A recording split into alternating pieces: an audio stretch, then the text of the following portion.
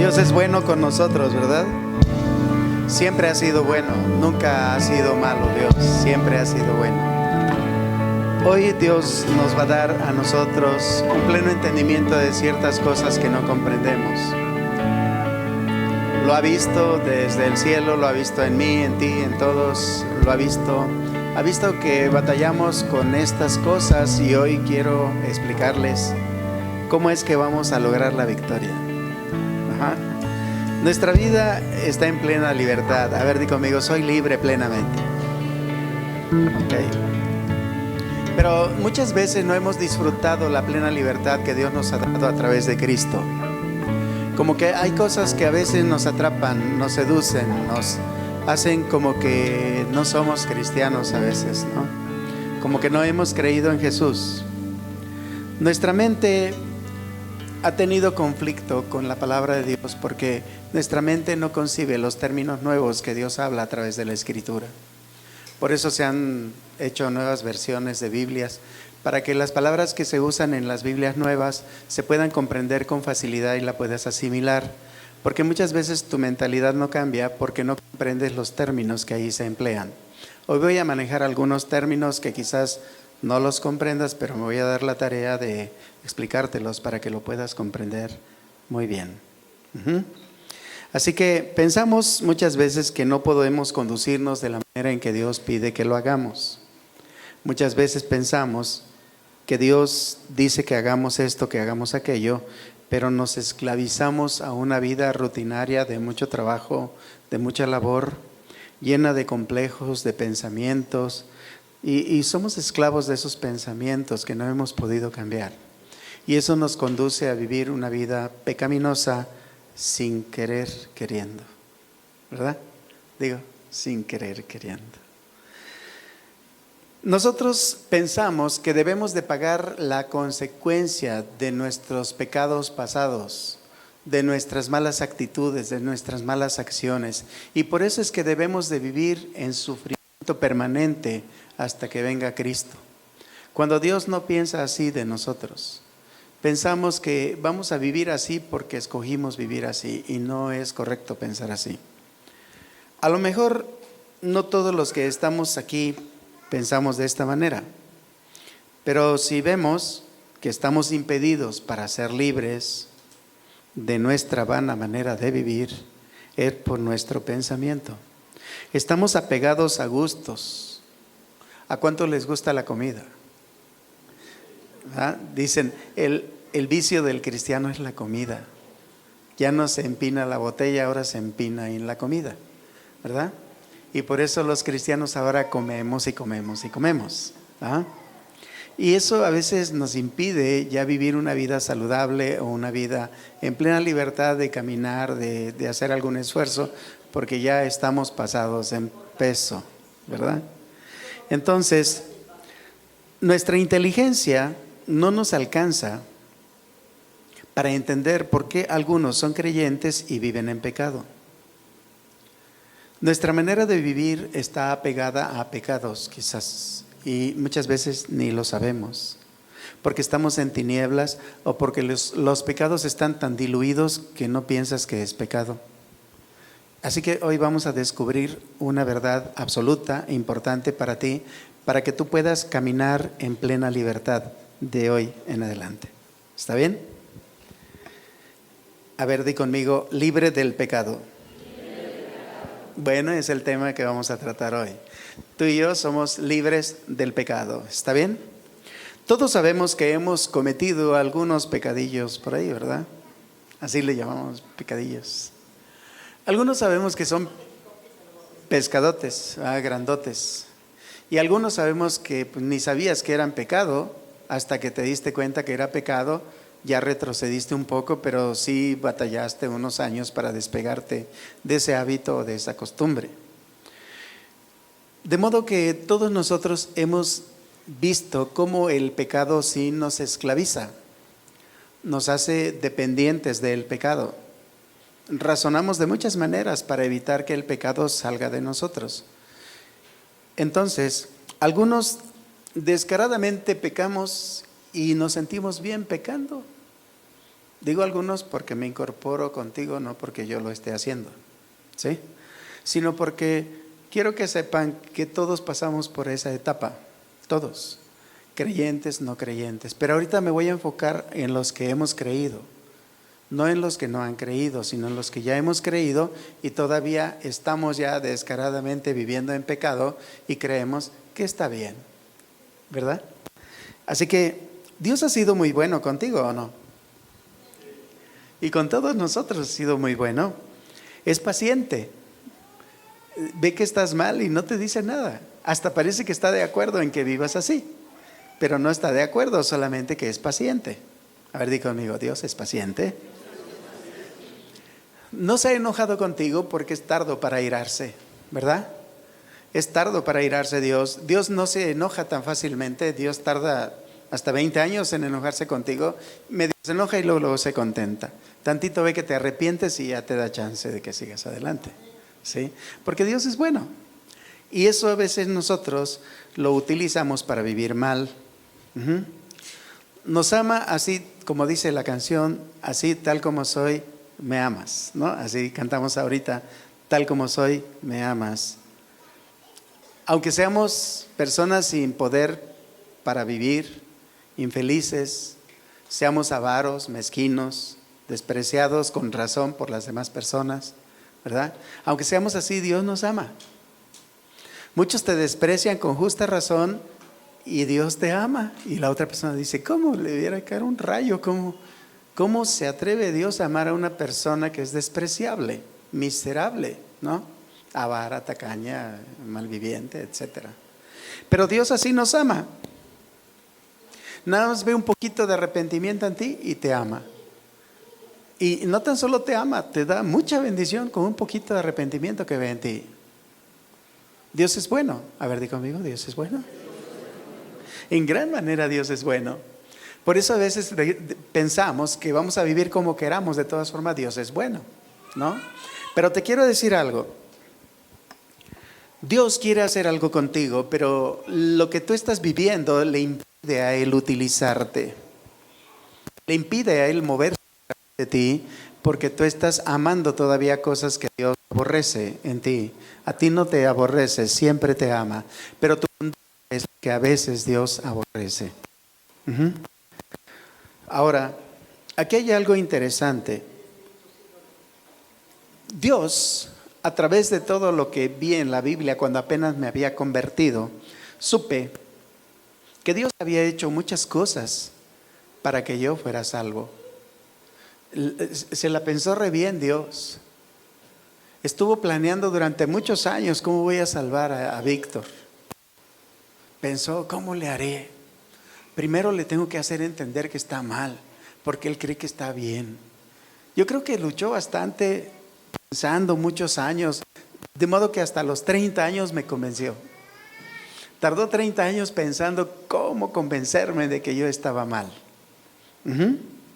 Porque Dios quería salvarme y que yo disfrutara todas las promesas que Él tenía para mí y que disfrutara cada momento de mi vida en la tierra. Pero yo estaba creyendo que estaba disfrutando lo que hacía y que vivía bien sin Dios. Pero solamente Dios veía que yo estaba mal, ¿no? Sin embargo, cuando Dios logra mi salvación, Él se anota en el tablero, se anota un éxito. Y yo digo, ¿y ahora qué haré? Sí, ya me di cuenta que estoy mal, pero ¿cómo le voy a hacer para agradecerle a Dios lo que hizo por mí? Yo me di cuenta que merecía morir. Yo me di cuenta que lo único que podría hacerme cambiar de opinión era morirme. Y que lo único que merecía yo por haber hecho lo que hice era la muerte. Cuando Dios me dice que me da vida, yo no lo podía creer. Cuando me enseñaron el libro de Romanos y me dicen, a los que antes predestinó, a estos también eligió, y a estos también santificó, y a estos también glorificó. Yo le dije, ¿para qué me lees eso? ¿Es para ti? Yo no creo eso. Yo no te creo que Dios sea así de bueno conmigo. ¿Qué no sabes yo lo que hice? A mí no me importa saber lo que hiciste. Dios dice que Él hizo eso por ti. Entonces yo lloré mucho ese día porque dije, ¿cómo le puedo agradecer a Dios todo lo que Dios ha hecho por mí cuando yo fui un miserable toda mi vida? Cómo me tuvo paciencia, cómo me toleró todas mis sandeces, mis tonteras, cómo Él todavía estuvo cuidándome para que no me fuera peor. Y dije yo, ¿con qué podré agradecerle? Cuando Dios me dice, no puedes agradecerme con nada, porque lo que yo te he dado tiene un precio que tú no puedes pagar. Peor me sentí, ¿sí? Nada de lo que hagas puede agradecer a Dios lo que Él hizo por ti. Digo mi experiencia para que tú veas que se refleja en ti también. Dios hizo grandes cosas en nosotros, así que me acostumbré a vivir perdonado, me acostumbré a vivir bendecido y seguí pecando. Y quiero que eso no sea en ti, ¿sí? Te acostumbras a su perdón, te acostumbras a su bendición, te acostumbras a recibir siempre de la mano de Dios bendición tras bendición y sigues pecando. ¿Por qué? Si es que la carne es débil y te apoyas en un versículo ya siendo cristiano, ¿no? Es que no hago lo que quiero sino lo que no quiero, eso hago y te justificas como Pablo, ¿no? Decía eso. No, hermano. Aquí vamos a descubrir una verdad. No has entendido una verdad. Por esa razón continuamos en pecado, aun cuando a veces el pecado que cometes es algo que no sabes que es pecado, o a veces es un pecado que estaba oculto en ti y hasta que alguien te dijo que era pecado descubres que estabas mal. O a veces dices, bueno, pues ya es pecado y ya llevo 20 años, pues ya así me quedo, ya me besó el diablo, ya ni modo. Pues no, Dios quiere que te levantes. Dile que está a tu lado, levántate. Si tú no sabías que lo que estabas haciendo era pecado, Dios te va a convencer de pecado. Si tú no sabías que lo que estás haciendo es injusto, Dios te va a convencer de justicia. Si tú no sabías que ibas rumbo al infierno al vivir así, Dios te va a convencer de un juicio que está haciendo contigo. Dios te convence de pecado, de justicia y de juicio. Dios te convence. Pero te quiero decir, ¿qué elementos usa Dios para convencernos? ¿Y cómo es que Dios usó todas sus herramientas para poder salvarnos? Y lo hizo de manera tan simple, tan sencilla, que tú dices, qué sabio es Dios. Fíjate bien. Primero, nada de lo que hagas puede agradecer a Dios totalmente. A pesar de la bendición de Dios sobre tu vida, sobre mi vida, aún así decimos que el pecado es muy fuerte. No lo podemos evitar porque es muy fuerte. Pero me encontré en una cita con la que choqué, así como cuando vas tú así corriendo en la calle, así de pronto se te aparece un anuncio, no lo ves y ¡pum! Y caes sentado, ¿no? Así choqué con esta cita en Juan 1:29. En Juan 1:29 vi esa cita y lo último que dice es lo que a mí me impactó. Porque cuando yo vi que Él quita el pecado del mundo, yo entendí que quitaba el pecado de mí. Pero dije, Señor, ¿me has olvidado? ¿Por qué no lo has quitado? Yo creí que era su obligación quitármelo. Si ahí dice que tú lo quitas, ¿por qué no lo has quitado? ¿Qué te pasa?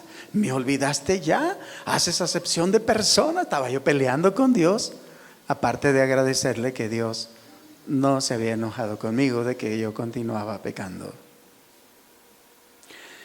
Los religiosos de ese tiempo, ante esta cita que él dijo, Juan estaba ahí en el río Jordán, dice, Juan vio que Jesús se acercaba así y dice, mire ahí el Cordero de Dios. A ver, di conmigo, Cordero. El Cordero de Dios que quita el pecado del mundo. Así dijo. ¿Qué necesitó Dios para convencernos? Un cordero. ¿Qué es un cordero? Es un borrego chiquito, bebé, un cachorrito de borrego. Ese es un cordero. ¿sí? Un bebecito, borrego bebecito, un cordero. Usó un corderito. Todos los líderes que estaban ahí con Juan el Bautista en el río Jordán pensaban que iban a venir grandes líderes como el Mesías, como Elías o como un gran profeta que iba a venir y iba a establecer un reino con toda su elegancia y su porte y su impactante forma de ser, y manda un cordero. ¿Qué? ¿Y ahora? ¿Un cordero? ¿Tan tierno el cordero? ¿Qué es eso? Es tu salvación. ¿Un cordero? ¿Quién no va a venir un gran profeta, un gran rey a rescatarnos de los impíos egipcios? No, es un cordero. Un cordero. Pero no obstante, se fue más al extremo Dios. Cuando Jesús ya estaba en el río ahí siendo bautizado por Juan, porque lo convenció, porque Juan no lo quería bautizar, lo convenció. Hasta que le dijo: Juan, es necesario que me bautices para que se cumpla lo que Dios dijo de nosotros. Y Juan recordó, dice: pues ven pues, a ver, te voy a bautizar, aunque yo creí que tú me ibas a bautizar a mí. Está bien, te voy a bautizar. Después del bautismo sucedió algo mayor que un cordero, una paloma. Una paloma. ¿Cómo va a salvar Dios a una humanidad del pecado con un cordero y con una paloma? ¿Qué no iba a venir un gran rey, un gran líder, que venga y que su voz truene como un trueno y relámpagos salgan del cielo y se establezca la paz de Dios? No, una paloma. Usó Dios un cordero y una paloma. Sencillo, ¿verdad? Dios lo hace sencillo. Tú lo complicas mucho, pero Dios lo hace sencillo. ¿Y para qué Dios dio eso? Bueno, Jesús fue presentado como un cordero pequeño o una diminuta paloma que volaba en el río y se posó sobre él. Una paloma y un cordero. El cordero, ¿qué hace el cordero? El cordero quita el pecado del hombre. Y la paloma, bueno, pero antes quiero explicarte, el hombre que está caído, el hombre que no valía ya nada, era ya escoria, el hombre que era vil y despreciable, el hombre que no tenía ya valor. El cordero vino a darle el valor a ese hombre creado por Dios que no tenía ya un precio. Estaba despreciado totalmente el ser humano. Entonces el cordero viene a quitar el pecado de ese hombre. Y la paloma trae a Dios dentro de su cuerpo como vida para ese hombre despreciado.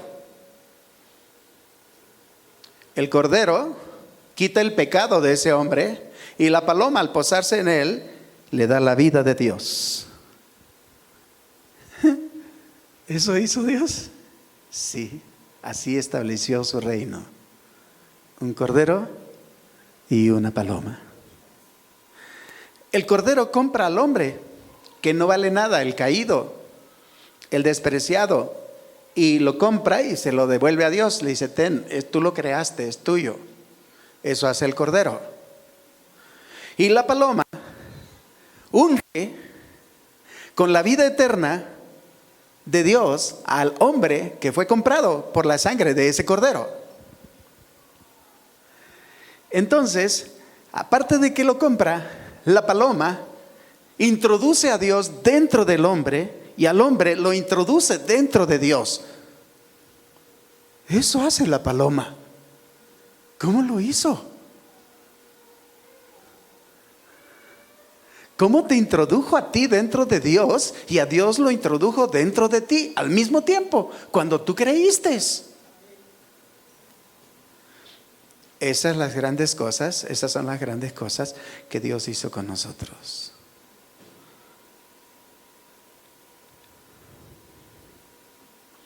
Pero hace algo más la paloma. Reúne a todos los que han creído y ya tienen a Dios en su corazón y los junta como un cuerpo para representar a Dios en la tierra. Entonces se forma el cuerpo de Cristo. En Colosenses 2:11, vamos a verlo por favor.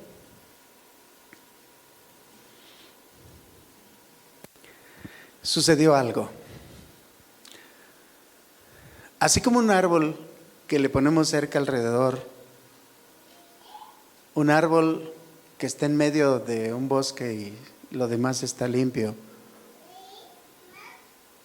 así Dios circuncidó tu corazón, lo separó de la maldad, le puso un vallado, le puso un cerco, lo limpió alrededor para que no te contamines ya con nada. Y eso lo hizo la paloma. ¿Qué hizo la paloma? Te circuncidó el corazón.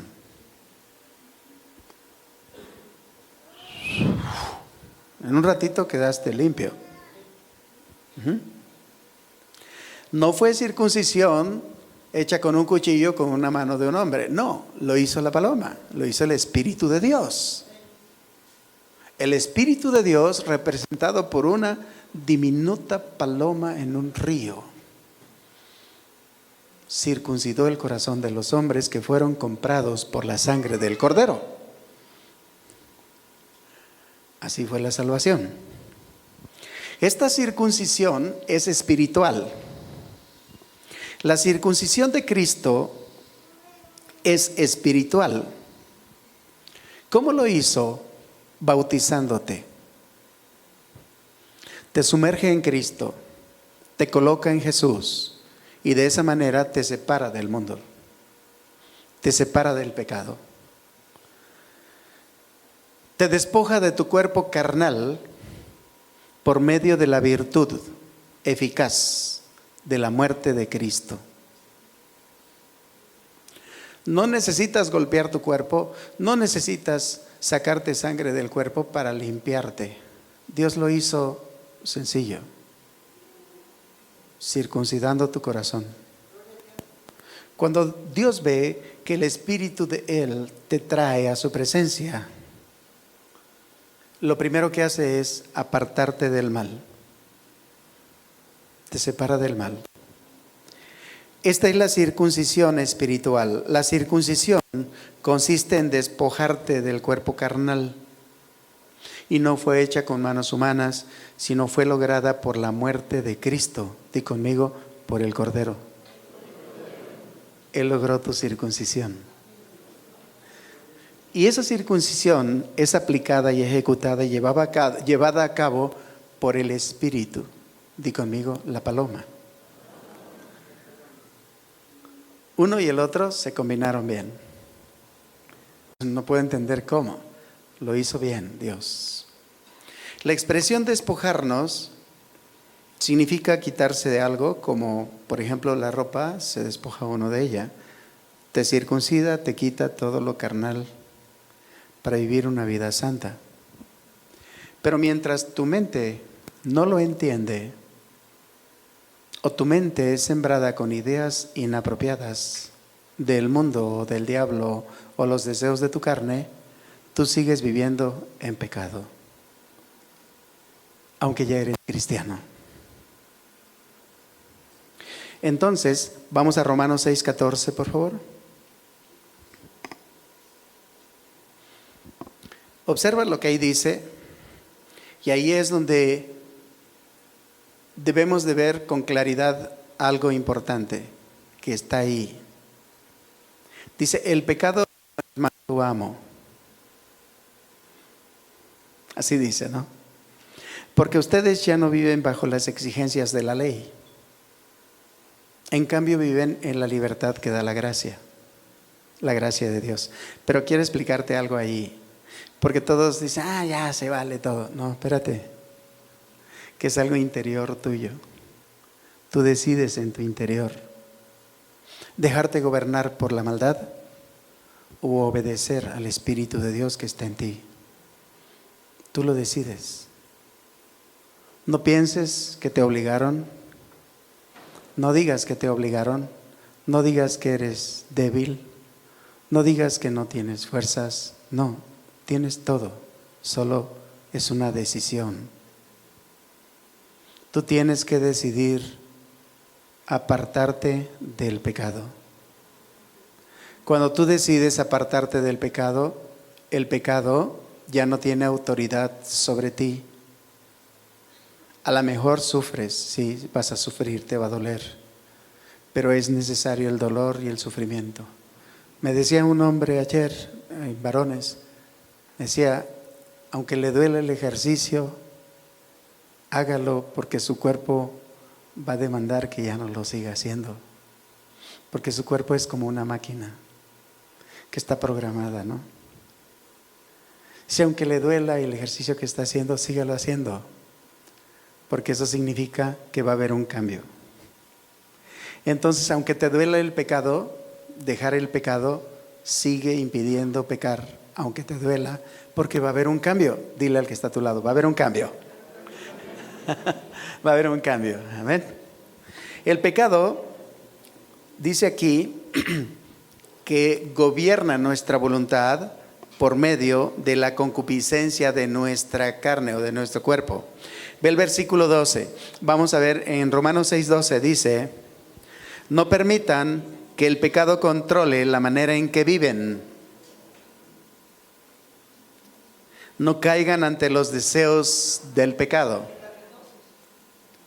Nosotros tenemos que aprender a gobernar la libertad con responsabilidad, porque somos responsables de cada uno de nuestros actos y tenemos que gobernar nuestra voluntad para estar muertos para el pecado, pero vivos para Dios.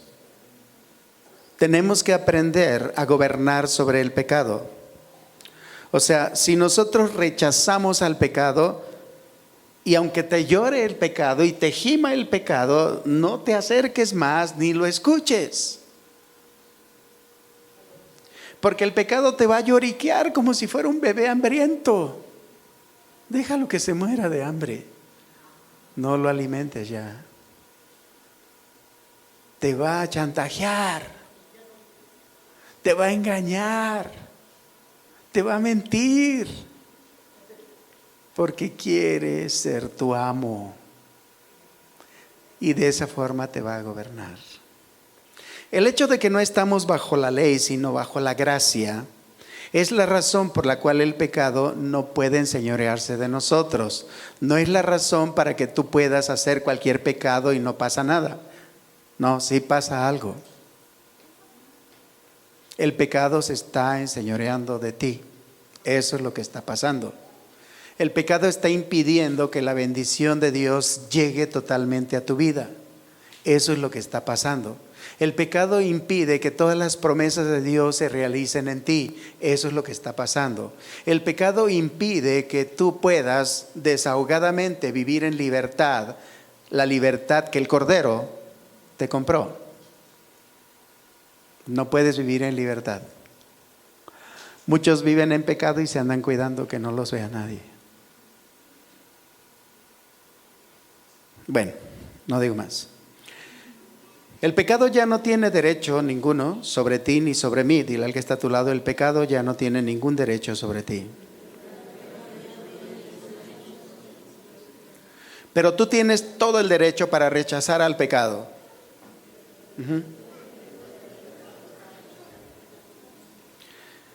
Y también el poder que tiene el pecado. Porque el pecado tiene un poder muy fuerte sobre tu carne.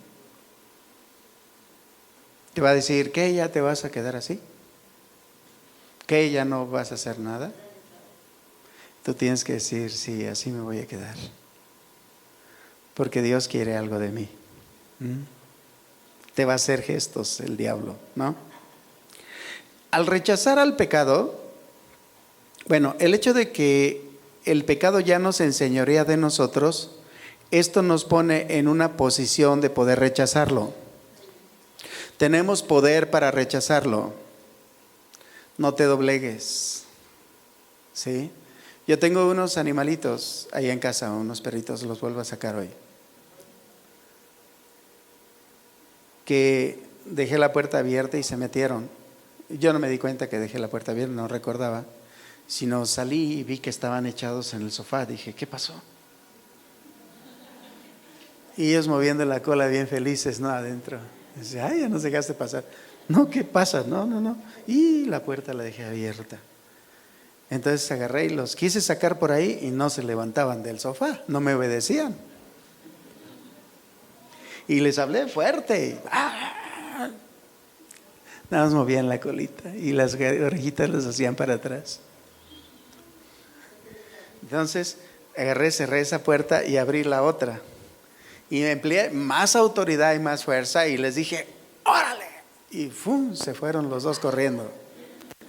Pero espérense tantito que ahí no acabó la onda. Al ratito estaban por la ventana los dos. ¡Au! Querían que lo dejara pasar. Y yo adentro me digo, ay, pobrecitos, los dejaré pasar. No, es que no es correcto. No, pero le intensificaban más fuerte como si supieran lo que yo estaba sintiendo. Así es el pecado. El pecado te va pero a ladrar y te va a maullar ahí fuerte para que lo dejes pasar. Pero tú tienes que ser la autoridad que digas, no pasas. Y aguántese allá. No pasa, ¿sí? A ver, di conmigo, no pasa el pecado. Tenemos que aprender, ¿sí? Porque es difícil aprender esto. No crean que es así como un pan. No, es algo bien complicado. Pero empiecen a hacerlo y van a ver cómo la autoridad de Dios sí está en ustedes.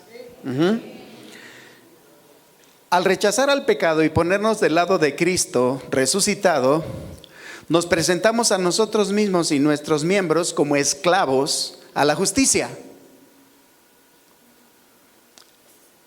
para que la vida de Dios opere dentro de nosotros y nos santifique y nos purifique y nos haga lindas personas. Eso es bueno, porque solamente así lo vas a poder lograr.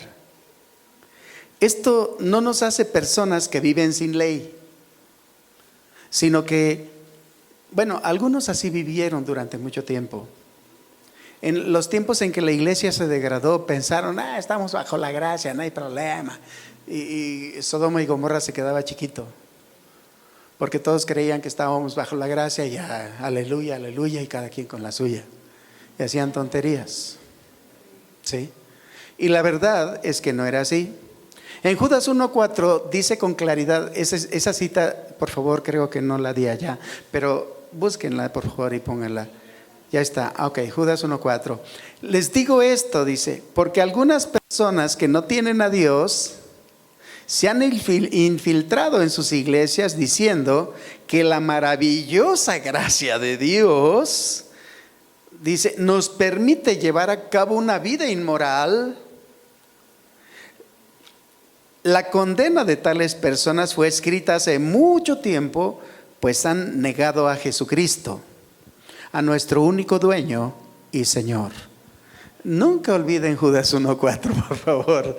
Esa cita es importante. No dejen que la gracia la confundan de esta manera. La gracia es una libertad interna. Una libertad interna en tu corazón, que tú mismo vas a valorar. Como decíamos el sábado, ahí no hay confusión, porque Dios no es un Dios de confusión. Ay, es que me confundí. No, decidiste mal. Decidiste satisfacer tu carne en lugar de satisfacer los deseos de Dios. No es confusión, es una decisión equivocada. La condena de estas personas, dice aquí que fue escrita. La ley a la cual se refiere este versículo es la ley de Moisés. Como dice Hebreos 10:16, dice que Dios haría un pacto con nosotros. Dice que pondría sus leyes en nuestro corazón, ¿verdad? Así dice. Pueden tomar esto. pondría sus leyes en nuestros corazones. ¿Qué significa? Que la ley que vas a obedecer va a estar internamente hospedada en tu corazón. De modo que tú en tu corazón, la gracia va a ilustrarte bien la ley que está dentro de ti. De modo que no vas a tener excusa si cometes pecado. Porque el pecado que tú cometes, lo cometes en pleno conocimiento de la ley. Porque la gracia permite que la ley se manifieste en tu interior. Cuando tú sabes que algo no debes de hacer, tienes que aprender a decir no. ¿Sí? Esto es lo que quería mostrarles. Hemos sido libres del pecado por un cordero. Y hemos sido puestos en la vida eterna por una paloma.